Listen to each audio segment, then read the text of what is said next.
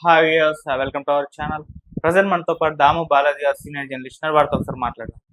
నమస్కారం సార్. నమస్తే. సార్, నాసిక్‌లో ఒక జ్యోతిష్యుడి భాగవతాలన్నీ కూడా ఇప్పుడు బయటపడ్డాయి. ఇప్పుడు అతనికి సంబంధించి దేశవ్యాప్తంగా కూడా వీడియోస్, ఫోటోస్ వైరల్ అవుతున్నాయి సార్. అంటే 58 మంది మహిళల్ని మత్తుమందిచ్చి అతను రేప్ చేశాడని చెప్పేసి కూడా తెలుస్తుంది. అసలు ఏం జరిగింది నాసిక్‌లో? ఎవరి జ్యోతిష్యుడు? మరి ఎలా బయటపడ్డాడు? ఎలా దొరికాడు? దీనికి సంబంధించినటువంటి వివరాలు. మనకి ప్రతి నెలకో 2 నెలలకో ఇట్లాంటి సంఘటన జరుగుతూ ఉంటుంది. జ్యోతిష్యులు, బాబాలు, అఘోరాలు వీళ్ళు భక్తుల్ని ఏమార్చి, ముఖ్యంగా మహిళల్ని వాళ్ళని నమ్మించి రేపులు చేయడం, లోపరుచుకోవడం ఇవన్నీ జరుగుతూనే ఉన్నాయి. లేటెస్ట్గా నాసిక్లో ఒక అస్ట్రాలజర్ భాగవతం బయటకు వచ్చింది. అతని పేరు అశోక్ కరాత్. అతన్ని క్యాప్టెన్ అని పిలుచుకుంటాడు. అతను అందరికి కూడా నేను మర్చెంట్ నేవీలో పనిచేస్తానంటాడు. అట్లాగే స్టైల్గా బట్టలు కూడా సూటు బూట్ వేసుకొని ఉంటాడు. అతను అస్ట్రాలజర్ అని చెప్పుకుంటాడు. సో అందరూ కూడా క్యాప్టెన్ అని పిలవమంటాడు. సో క్యాప్టెన్ అని పిలుస్తారు. ఒక రకంగా క్యాప్టెన్ బాబా అని చెప్పుకోవచ్చు. సో లేదా క్యాప్టెన్ అస్ట్రాలజర్. ఇతను ఉండేది వచ్చి ఇతనిది శ్రీ ఈశానేశ్వర మహాదేవ్ టెంపుల్ ట్రస్ట్ అని ఒక ట్రస్ట్ కూడా పెట్టాడు. దానికి ఇతనే బాసు. సో ఇది సిన్నార్ తాలూకాలో మెరగం అనే ఒక గ్రామంలో ఉంటుంది. సో ఇక్కడికి భక్తులు రెగ్యులర్గా వస్తుంటాడు. ఇతను జ్యోతిష్యం జరగబోయే విషయాలని చెప్తూ ఉంటాడు. అలాగా ఒక మహిళ 2019లో ఇతను అప్రోచ్ అయింది. అప్రోచ్ అయ్యి ఇలాగా నాకు పెళ్లి కరెక్ట్గా కుదరట్లేదు, మీరు హెల్ప్ చేయండి అని చెప్తే ఇతను ఆమెకు ఒక పెండెంట్ ఇచ్చాడు. దాన్ని వేసుకోమన్నాడు. ఇది ఎప్పుడు కూడా తీయకూడదు, అప్పుడే అది దీని పవర్ పనిచేస్తుంది, తీస్తే దీని పవర్ పోతుందని అట్లాంటిదే చెప్పాడు. సో కానీ ఈమెకి ఎగ్జామ్స్ ఉన్నది. ఎగ్జామ్స్లో ఇది అలో చేయాలంటే దాన్ని ఆమె తీసి బయట పెట్టేసి ఎగ్జామ్స్కి వెళ్ళి అప్పటికే ఆమెకి పెళ్లి కుదిరింది. కుదిరినాక ఈ పని చేసింది. ఎప్పుడైతే ఇది చేసిందో ఒక వారంలో ఆమె పెళ్లి క్యాన్సిల్ అయిపోయింది. దాంతో ఆమెకి నమ్మకం వచ్చేసింది తన మీద. ఈ పెన్నెంట్ నేను తీయడం వల్లే పెళ్లి క్యాన్సిల్ అయింది అని ఆమె బలంగా నమ్మి ఆయన్ని మళ్ళీ కలిసింది. యాక్చువల్గా ఏంటంటే 2019లో కలిసింది. మధ్యలో కోవిడ్ వచ్చింది. మళ్ళీ 2022 ప్రాంతంలో మళ్ళీ కలిసినప్పుడు ఈ సంఘటన జరిగింది. దాంతో మళ్ళీ ఆమె వెళ్ళిపోయి, నేను తప్పు చేశాను గురువు గారు, ఇట్లా మీరు చెప్పినట్టు నేను ఫాలో కాలేదు, అందుకే నా పెళ్లి క్యాన్సిల్ అయింది అని చెప్తే, చూసావా నాకు డివైన్ పవర్స్ ఉన్నాయి, నేను చెప్పింది జరిగింది చూసావా అని ఇతను ఇంకా ఆమెను ఇచ్చేసి, పని చేద్దాం, నువ్వు పెళ్ళి మళ్ళీ నీకు కుదురుతుంది, కాకపోతే దీనికి ఒక చిన్న హోమం చేయాలి అని చెప్పి ఆమె దగ్గర ఒక కార్యక్రమం చేయించాడు. ఆ కార్యక్రమంలో ఇతను ఆమెకి ఏదో ఒకటి తాగించాడు, ద్రవం. ఆ ద్రవం తాగినాక ఆమె మొత్తెక్కిపోయినాక ఇతను ఆమెని చేసి దాన్ని వీడియో తీసేసి ఇట్లా తర్వాత చూపించి ఇప్పుడు నీకు పెళ్లి కావాలంటే నాతో అనుకోవాల్సిందే, లేకపోతే ఈ వీడియో నేను బయట పెడతాను, నీకు పెళ్లి జరగదని బెదిరించాడు. దాంతో ఆమె ఆల్రెడీ ఎన్ని డివైన్ పవర్స్ ఉన్నాయి అదని నమ్మింది. సో నేను శాపం పెడితే నీకేం పెళ్లి కాదన్నా భయపడి ఆమె అక్కడి నుంచి ఎప్పుడు పిలిచినా వెళ్ళడం, అతను చేయడం జరుగుతూ వచ్చింది. దాని తర్వాత పెళ్లి ఫిక్స్ అయింది. పెళ్ళి అయినాక కూడా ఇతను వదలలేదు. ఆమె అడుక్కున్నది, పెళ్ళి అయిపోయింది కదా ఇంకా నన్ను వదిలేసేయండి అంటే, లేదు నీ భర్త చనిపోతాడని బెదిరించడం మొదలుపెడతాడు. ఈమెకి ఆల్రెడీ అతని పవర్స్ మీద ఉన్న నమ్మకంతో తన భర్త చనిపోతాడేమో, తన విధవరాలు అయిపోతుందేమో అని భయపడి కంటిన్యూస్గా చేస్తున్నాడు. సో ఇవన్నీ కూడా తన వీడియోలు, ఆమెకు తెలియకుండా వీడియోలు తీసి ఎప్పటికప్పుడు ఈమె అతని నుంచి బయటకు వెళ్ళిపోవాలనుకున్నప్పుడంతా ఇవి వీడియోలు చూపించడం, నీ భర్తకు చూపిస్తాను ఇవన్నీ చెప్పడంతో ఆమె భయపడి రావడం మొదలైంది. ఈ టార్చర్ ఎక్కువైపోయింది ఆమెకు. ఎందుకంటే భర్తకు తెలియకుండా ఇది మెయింటైన్ చేయడం అనేది ఆమెకి కష్టంగా ఉంది. రెండోది ఇష్టం లేదు. దీనివల్ల ఆమె భర్తది కూడా ఎందుకు ఇలా ఉన్నామని అడగడం, డౌట్లు రావడం, ఇలాగా ఆమెకి డిఫికల్ట్గా అయిపోయింది మేనేజ్ చేయడం అనేది. దాంతో ఆమె ఇంకా ఏం చేయలేక భర్తకు చెప్పింది, ఇలాగా నేను మోసపోయాను, ఇలాగ చేస్తున్నాడు అన్నప్పుడు భర్త కూడా ఆమెను అర్థం చేసుకున్నాడు. సరే రా, మనం పోలీస్ స్టేషన్కి వెళ్ళి కేసు పెడదాం, ఇలాంటి వాడిని వదిలిపెట్టకూడదు అని చెప్పి తీసుకెళ్ళి పోలీసులకి చెప్పారు. సో పోలీసులు ఇమ్మీడియట్గా ఆమె వివరాలన్నీ దాచిపెట్టారు. సో అతని మీద రైడ్ చేశారు. రైడ్ చేసినప్పుడు 58 వీడియోలు దొరికాయి. అయితే వేరే స్త్రీలవి ఇలాగ ఉన్నాయా లేదో అనేది ఇప్పటికి ఇంకా నిర్ధారణగా లేదు, కానీ పోలీసులు అయితే చాలా ఉన్నట్టుగానే అనుమానిస్తున్నారు. అందుకని అప్పీల్ చేశారు కూడా, ఎవరైనా ఇట్లా స్త్రీలు వేరే వాళ్ళు, ఎందుకంటే ఒక ఆమెని మాత్రం అతను చేసి ఉండడం అనేది పోలీసులు అనుకుంటున్నారు. వేరే వాళ్ళు ఎవరైనా ఇంకా భయపడి రాకుండా ఉండొచ్చు.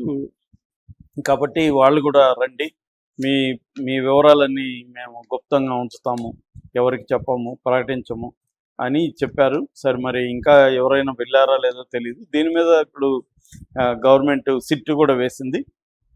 సిట్ ఆధ్వర్యంలో అక్కడ క్రైమ్ బ్రాంచ్ దీని మీద ఇన్వెస్టిగేట్ మొదలుపెట్టింది. ఇతని మీద ఇప్పుడు బిఎన్ఎస్ 64 కేసు, అట్లాగే 74 క్రిమినల్ ఫోర్స్ ఉపయోగించి లొంగ తీసుకోవడం, అట్లాగే Maharashtra prevention and eradication of human sacrifice అట్లాంటి ఒక చట్టం ఉంది, దాని మీద పెట్టారు. అట్లాగే evil and Aghori protection and blackmail magic act అని ఇంకోటి ఉంది, అది లోకల్ స్టేట్ యాక్ట్స్, ఆ రెండింటి కూడా ఈయన మీద పెట్టారు అనమాట. అంటే మహారాష్ట్ర ప్రభుత్వం అయితే సీరియస్గానే తీసుకునింది, ఎందుకంటే అక్కడ ప్రతిపక్షాలు కూడా దీన్ని గట్టిగా తీసుకొని ప్రభుత్వంలో కూడా ఇతనికి చాలా మందితో లింకులు ఉన్నాయనేది కూడా వాళ్ళు అనౌన్స్ చేశారు. దానివల్ల ప్రెజర్ అనేది బాగా, ప్రతిపక్షాల ప్రెజరు, మీడియా ప్రెజర్ అనేది ప్రభుత్వం మీద కూడా గట్టిగానే పడింది. దాంతో మహారాష్ట్ర ప్రభుత్వం సీరియస్గా తీసుకొని సీనియర్ పోలీస్ అధికారి తేజస్వి సత్పుత్ అని వాళ్ళకి అప్పగించింది. సో వాళ్ళు ఆల్రెడీ ఎంక్వైరీ చేస్తున్నారు. ఇతను కూడా ఇప్పుడు 10 గంటల పాటు ఇంటరాగేట్ చేశారు, కోర్టులో ప్రొడ్యూస్ చేశారు. కోర్టు జైలుకి రిమాండ్కి అయితే పెట్టింది. దాని తర్వాత ఇతన్ని కస్టడీకి తీసుకొని ఇంకా డీటెయిల్గా పరిశీలించే అవకాశం ఉంది. అంటే ఈమె ధైర్యంగా చెప్పింది కాబట్టి ఇతని మీద సీరియస్గానే కేసు నిలబడే అవకాశం అయితే ఉంది. ఆమె కాంప్రమైజ్ కాకపోతే మాత్రం గట్టిగా నిలబడుతుంది. ఎందుకంటే ఈమెను ఆధారాలు దొరికాయి, వాళ్ళకి వీడియోలు దొరికాయి పోలీసులకి. సో రెండోది అతను కూడా కన్ఫెస్ అయ్యాడని చెప్తున్నారు. సో ఇప్పుడు అతను నిర్మించుకున్న ఈ ఫేక్ ఏదైతే ఉందో ఈ ఆస్ట్రాలజీ ఇదంతా కూడా కూలిపోయినట్టుగా చెప్పుకోవచ్చు. కాకపోతే ఏంటంటే ఇండియాలో ఉన్న ప్రాబ్లం ఏంటంటే ఇట్లాంటి జరిగినప్పుడు సంచలనంగా మారుతాయి, దాని తర్వాత కన్సిస్టెంట్గా ఉండదు, మళ్ళీ కూడా నమ్ముతుంటారు. చాలామంది బాబాలు ఇలాంటి వచ్చినా కూడా మనకి నిత్యానంద లాంటి వాళ్ళు కైలాస లాంటి ఒక దేశాన్ని పోయి ఇండియా తరిమేసినా కూడా పారిపోయి ఏర్పరచుకోవడం అంటే ప్రపంచవ్యాప్తంగా ఇలాంటి వాళ్ళకి ఉండే డిమాండు, మనుషులకి ఉండే సూపర్ స్టిషన్స్ అనే పని. మనకు కూడా ఇక్కడ వేణుస్వామి లాంటి వాళ్ళు ఎన్ని నెగిటివ్ వచ్చినా ఆయన బిజినెస్ ఎప్పటికీ ఎవర్ గ్రీన్గా జరుగుతూనే ఉంటుంది. ఎందుకంటే నమ్మేవాళ్ళు నమ్ముతూనే ఉంటారు. ఎన్ని నెగిటివ్ చెప్పినా లేదంటే అది పనిచేస్తుందంట, అదేదో అక్కడ పని చేయకపోవడానికి కారణం అంట, అదని ఏదో చెప్పుకొని వెళ్తూనే ఉంటారు. ఎందుకంటే వీళ్ళు సెలబ్రిటీలు చేసుకోవడం అనేది ఇన్ఫ్లుయెన్స్ అవుతారు ప్రజలు. అందుకనే వీళ్ళు సెలబ్రిటీస్ దగ్గర పూజలు చేయడం వల్ల ఏమవుతుందంటే వాళ్ళు చేయించుకున్నారంట, వీళ్ళు చేయించుకున్నారంట అనేది, వాళ్ళే చేయించుకున్నారంటే మనకేముందిలే అన్నట్టుగా వెళ్ళడం అనేది జరుగుతుంది.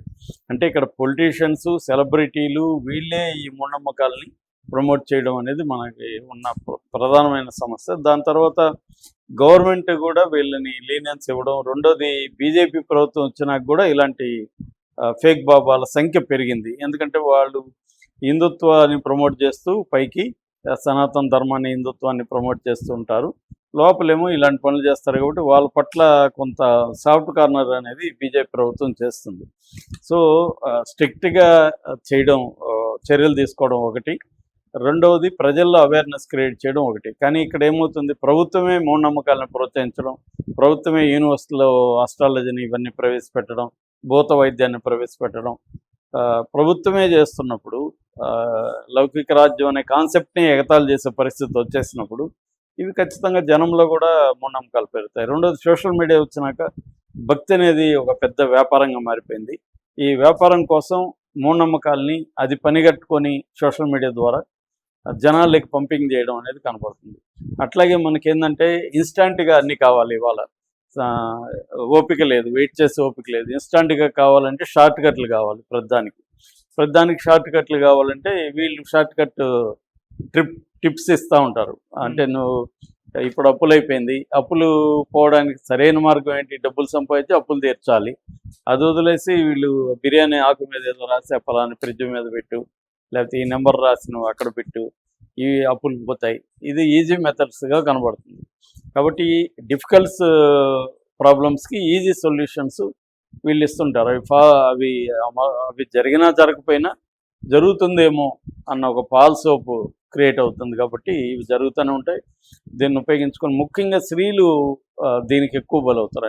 ఎందుకంటే ఆశ్రమాల్లో ఎక్కువగా వెళ్ళేది స్త్రీలే ఎక్కువ వెళ్తున్నారు. వీళ్ళని ఎడ్యుకేట్ చేయాల్సిన అవసరం అయితే గవర్నమెంట్కి ఉంది, కానీ అది గవర్నమెంట్ చేయట్లేదు. ప్రైవేట్ సంస్థలు మాత్రమే ఈ రకంగా చేస్తున్నాయి. చేస్తున్న వాళ్ళ మీద కూడా దాడులు పెరిగాయి ఈ మధ్యకాలంలో. హేతువాదం మాట్లాడితే కూడా